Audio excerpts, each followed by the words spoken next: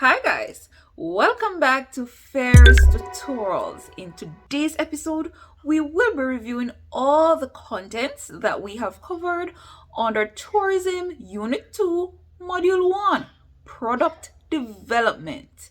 Grab your notebooks and let's get started.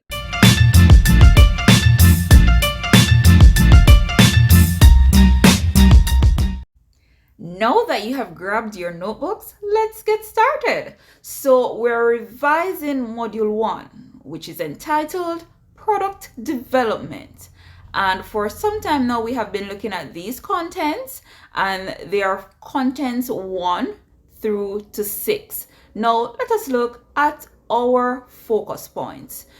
We'll look at the specific objectives that governs Module 1, the topics that were covered, and also some exam questions that are based on the contents that we covered under Module 1. Now, let us look at the different topics that were covered under Module 1. So we have first, the nature of tourism products and services, Content 2, customers' needs, wants, and expectations, Content 3, standards, Content 4, the ideal tourism professional, Content 5, customer service and service quality, and also Content 6, which had to do with niche markets.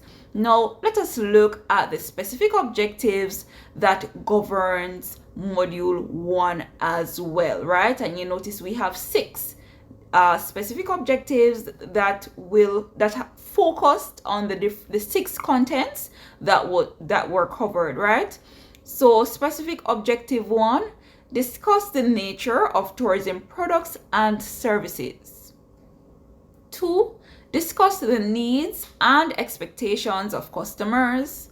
3, evaluate the importance of standards and government policies for products and services. 4, describe the attributes, knowledge, skills, and competencies of the ideal tourism professional. 5, evaluate the impacts of service quality and customer service to tourism product. And 6, discuss niche tourism products and services. Now guys, let us just do a quick review on Content 1, which these specific objectives, you're supposed to discuss the nature of tourism products and services. Now let us look at some of the sub areas that were covered. So for those of you who missed that tutorial, you can go back and watch it. The picture here is on the side, right, of the thumbnail for that particular video. And we looked at the difference between tourism products and services, where we zoomed in on the characteristics of tourism services. For example, its intangibility nature, perishability, inseparability, and also variability, right? Intangibility means that we can't touch it, right? It's not tangible. Perishability, it can't be stored for later use.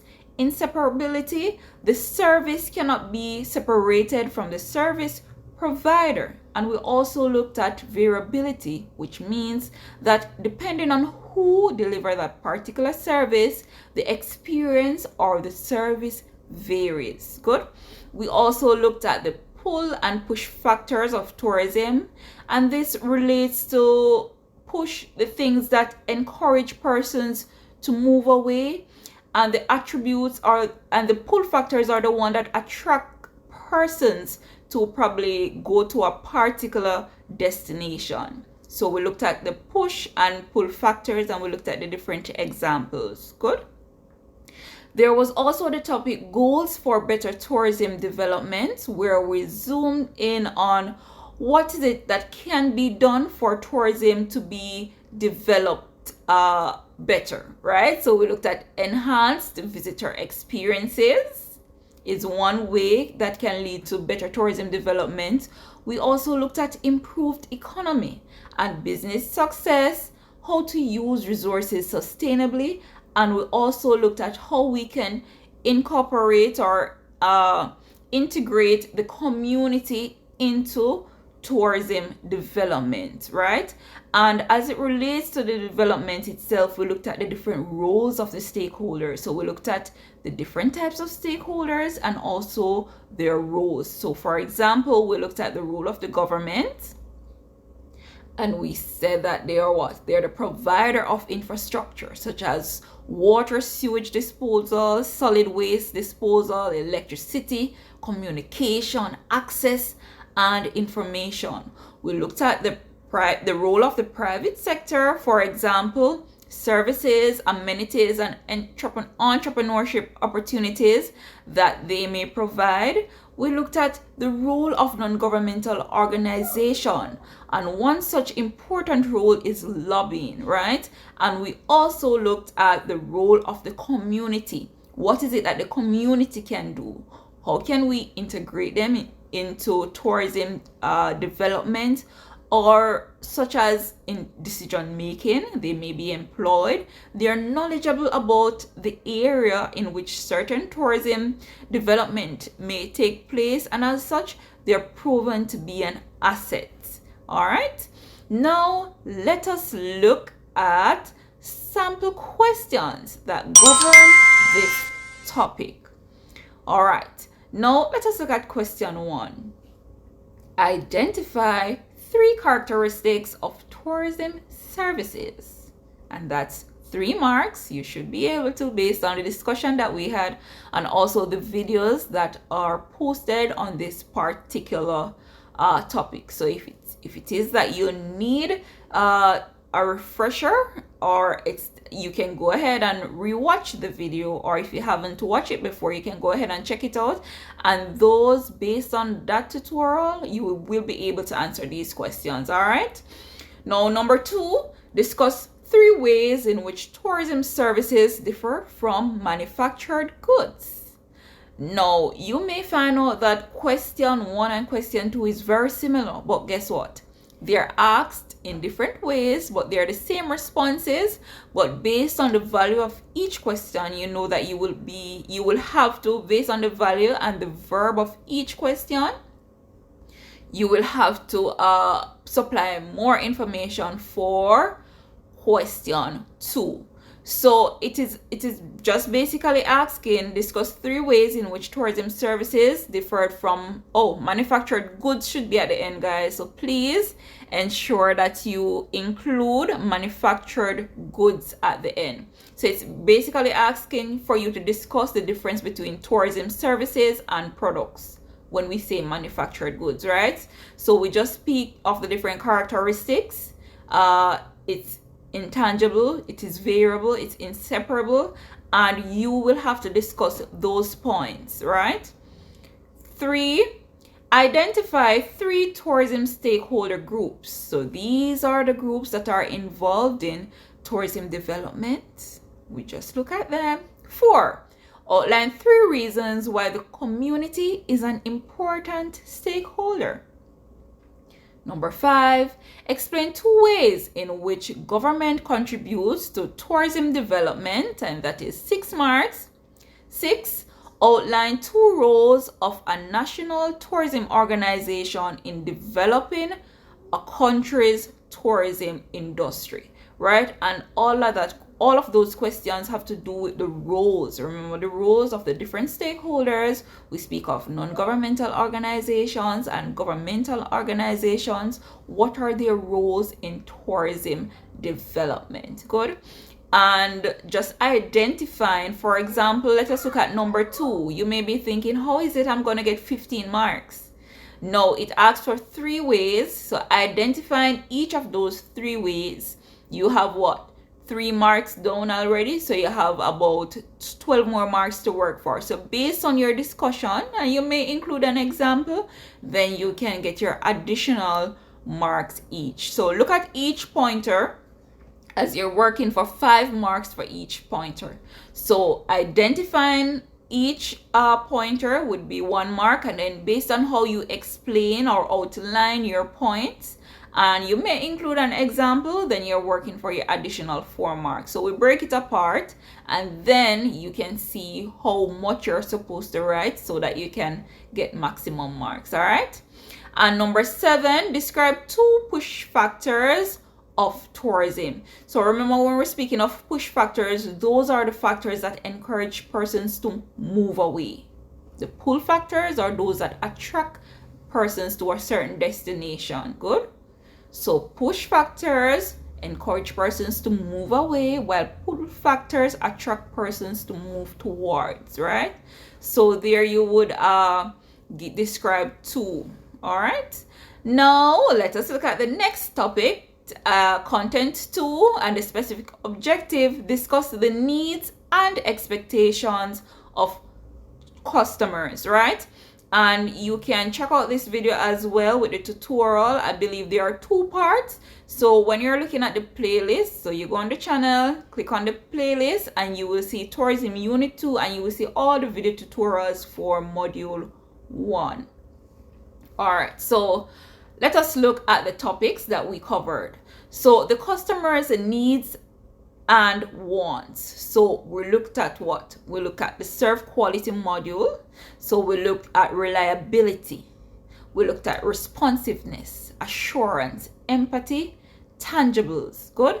So we're looking at how can we provide excellent customer service or to improve customer service, or these are the factors that keep the customers coming back. Because the business is so reliable, we're responsive, we're assuring the customers, we empathize when there's a situation with a bad order, and also tangibles. How do we create the environment that they come to enjoy, right?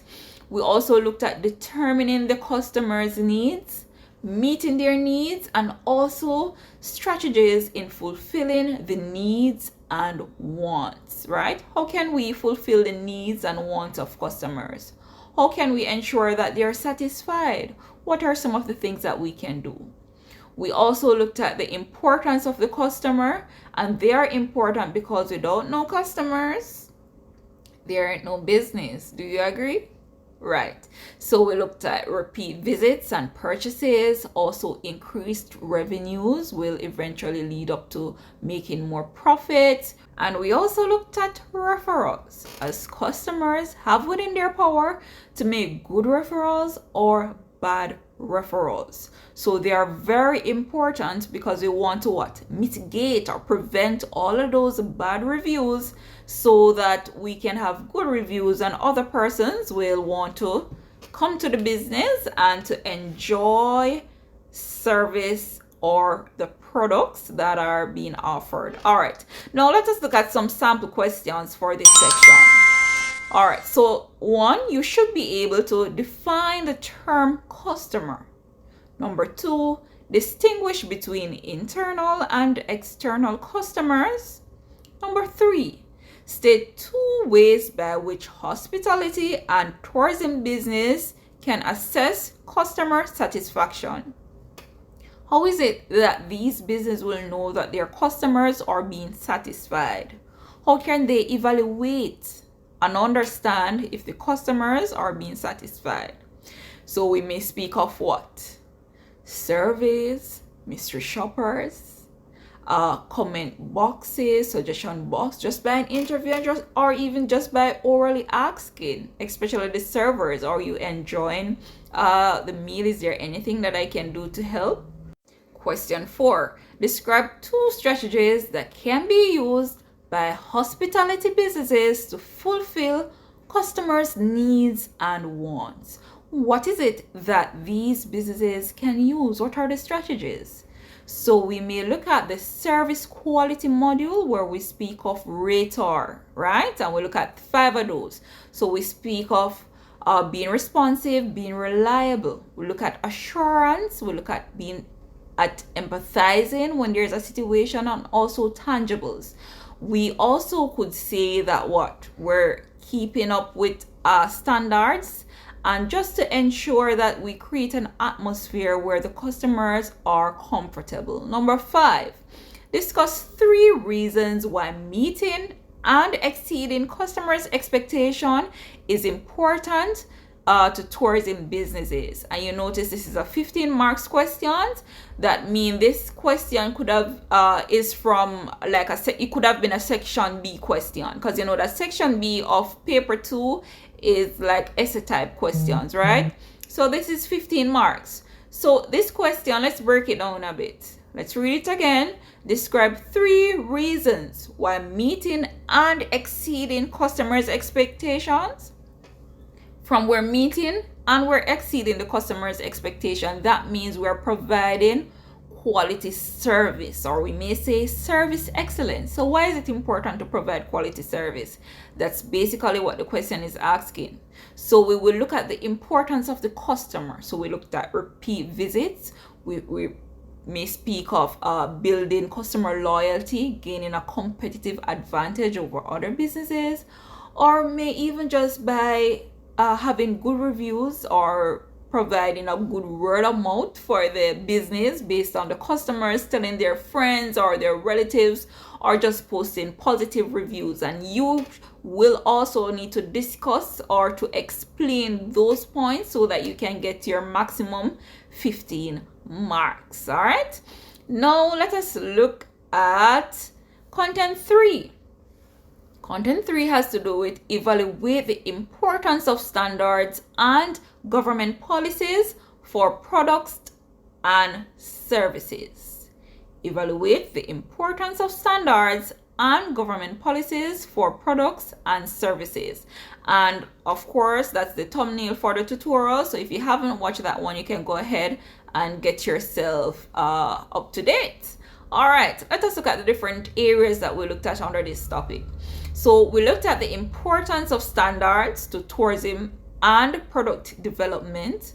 We looked at the different types of standards such as HACCP, ISO 1401. We also looked at which has to do with conserving the environment, the things that we do, right? We also looked at hospitality assured, which is one that was created by the CTO. And also we looked at government policies, regulations, and licenses that are needed in order for a tourism business to operate. So whichever niche they decide to go in, whichever tourism business, these are the standard government policies and regulations that and licenses that are needed, right? So we looked at requirements for operation. Before businesses can operate, what do they need?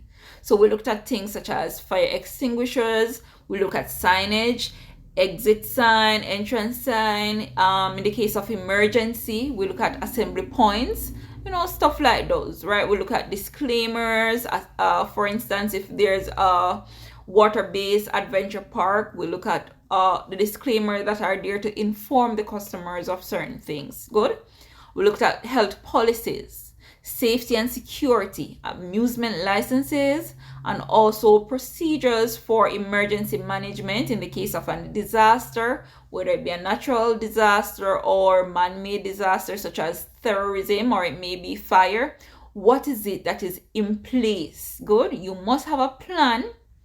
You must have an emergency plan in order to operate. We also looked at the concepts for benchmarking, where we looked at green globe, which has to do with the environment, and the blue flag, which has to do with marine certification, right? Benchmarking standards. So you can go ahead and also check out that tutorial. All of these topics were covered there. Now let us look at some sample questions. Number 1, discuss 3 ways in which standards are important in developing tourism products and services. Good. Number 2, outline 3 types of standards. Number 3, discuss 3 requirements that governments often placed on tourism businesses prior to its operation, right? Now, all these questions can be answered based on what we have covered. If you haven't, go ahead and watch the tutorial and you will be able to. All right, now let us look at content 4, right? So content 4 had to do with the ideal tourism professional. Good. Where we describe the attributes, the knowledge, the skills, and competencies of the ideal tourism professional. Good. Topics covered are the importance of human resources to the tourism product. We also looked at the benefits of professional development and professionalism, and we're zooming on maintenance and awareness of current business environment, industry trends. We looked at also commitment to best practices, which may lead to increased credibility, motivation, networking opportunities, and even self-confidence. We looked at the tourism professional and the different knowledge that they must have. And we look at them being knowledgeable of flora and fauna, so the exotic plants and animals, also history, the heritage, and also the culture of the business or the area in which they work, right? We also look at their skills. So very important, we looked at customer service, foreign language, computer literate, as with these times, especially during these times, persons must be computer literate as most transactions are done online, right? Also to be able to communicate effectively. Now, attributes that we looked at are what? Personal traits, positive attitudes. We look at tact, how you deal with the situation, and we also look at diplomacy, right? So attributes are very important. Good. The personal traits. So even though we may have, remember we have 2 dimensions to service. So we look at procedural and we also look at the personal dimension. So if the business have the procedures in place, but the staff, the professional that are hired don't exhibit certain personal attributes or personal traits or positive attitudes towards the customer, then customers, even though the procedures are in place, then person will be turned off and it is bad for business. All right. We also look at the competencies, for example, teamwork, multitasking, and also being flexible, as those are very important. Now, let us look at these questions that governs content for. 1. Discuss 3 employability skills that an ideal tourism professional should possess.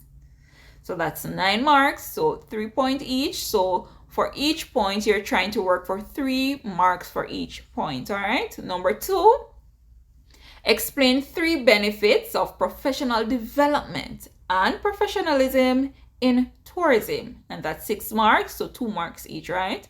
3, list 3 things or areas a tourism professional must be knowledgeable about. And we just spoke of that previously, right? All right, now let us look at content 5, which had to do with customer service and service quality. Now, for the specific objective, we look at evaluate the impacts of service quality and customer service to the tourism product. Now, contents that were covered under this area are definition of a customer. Again, we looked at internal versus external customer. We looked at using the marketing tools, which are product, price, promotion, and place to deliver excellent customer service. We looked at the types of service encountered, approaches to service such as freezer, factory friendly zoo, and quality service. We looked at steps in offering fantastic service, handling the difficult customer or handling complaints, and also evaluating customer service. So we looked at the different ways in which we can evaluate customer service. We have mystery shoppers, surveys, and also soliciting feedback from customers. We looked at service quality as a management concept. For example, we looked at total quality management, and we also looked at ISO 9000, right? And finally, we looked at service excellence as a strategic tool. For example, survival of the business, gaining competitive advantage, increased profitability, sustainable growth, and also development of businesses. Now, let us look at some sample questions. Number 1, outline 3 customer-related strategies that can be used by tourism business in an attempt to continuously improve their service levels. What is it that these businesses can do to improve their service levels, right? We looked at the serve quality module previously in content 4.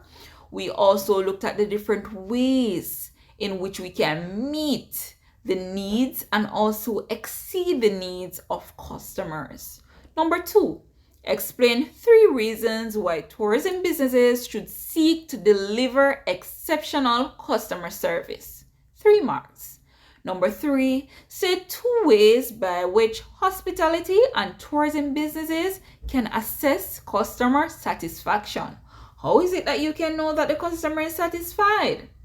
Number 4, explain 2 strategies that can be used by hospitality businesses to fulfill customers' needs and wants. Number 5, 15 marks, discuss 3 reasons why meeting and exceeding customers' expectation in tourism businesses is important, right?